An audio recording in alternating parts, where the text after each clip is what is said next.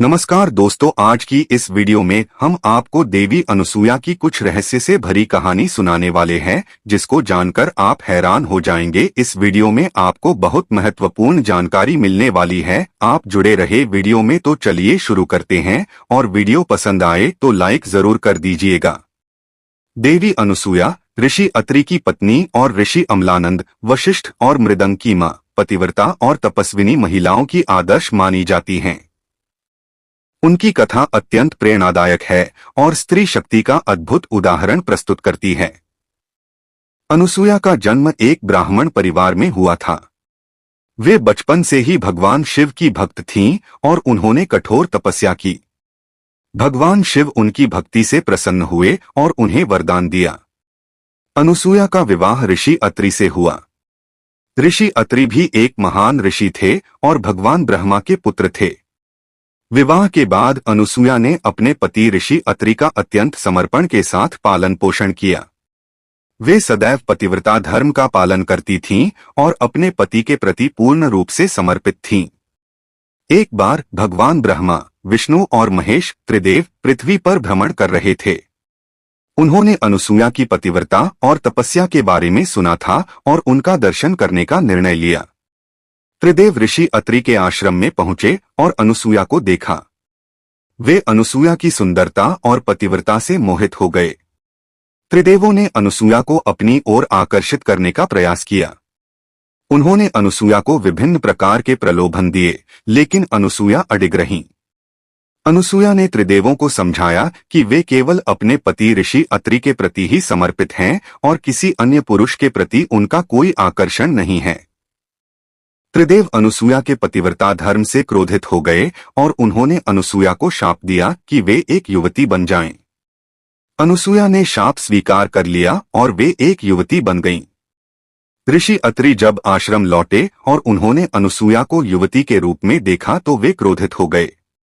उन्होंने अनसुया को त्याग दिया और उन्हें आश्रम से बाहर निकाल दिया। अनसुया ने ऋषि अत्रि के निर्णय का पालन किया और वे वनवास चली गईं। वनवास में अनसुया ने कठोर तपस्या की और भगवान शिव की भक्ति में लीन रहने लगीं। समय के साथ ऋषि अत्रि को अपनी गलती का एहसास हुआ और उन्होंने अनसुया को वापस लाने का निर्णय लिया। ऋषि अत्रि ने अनसुया को वन से वापस लाया और उनसे क्षमा मांगी। त्रिदेव भी अनसुया की पतिव्रता धर्म से प्रेरित हुए और उन्होंने अनसुया को आशीर्वाद दिया। देवी अनसुया पतिव्रता धर्म, तपस्या और स्त्री शक्ति का प्रतीक हैं। उनकी कथा हमें सिखाती है कि पतिव्रता धर्म का पालन कितना महत्वपूर्ण है। वन में पहुंचकर अनसुया ने एक निर्जन स्थान चुना और कठोर तपस्या आरंभ कर दी। उन्होंने केवल फल और जड़ खाकर अपना जीवन निर्वाह किया। दिन रात भगवान शिव की आराधना में लीन रहने लगीं। उनकी तपस्या की धधक इतनी प्रचंड थी कि आसपास का वातावरण पवित्र हो गया।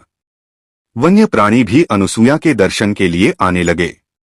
दूसरी ओर आश्रम में अकेले रहते हुए ऋषि अत्रि को अनसुया की कमी खलने लगी। उन्हें एहसास हुआ कि उन्होंने जल्दबाजी में अनुचित निर्णय लिया था। अनसुया की पतिव्रता पर उन्हें पूरा भरोसा था।